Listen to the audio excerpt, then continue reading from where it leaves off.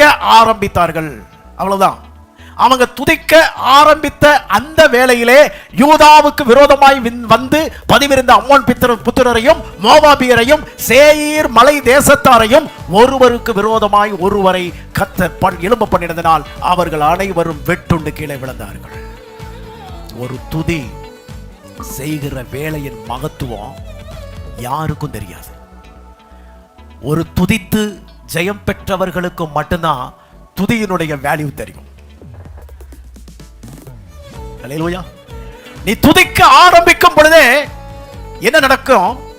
உனக்கு ஜெயம் கிடைக்கும். காரணம் என்னன்னா, நீ துதிக்க ஆரம்பித்த அந்த நிமிஷத்திலேயே உனக்காக தேவன் கிரியை செய்து இறங்கி கொண்டிருக்கிறார். உனக்காக தேவன் கிரியை செய்து இறங்கி கொண்டிருக்கிறார். கவனியுங்கள். அதுவும் என்ன சொல்லி துதிக்கணும், என்ன சொல்லி துதிக்கணும்னு சொல்லி அங்க சொல்லப்பட்டிருக்கிறது? அவருடைய கிருபையை பாடி துதிக்க வேண்டும்.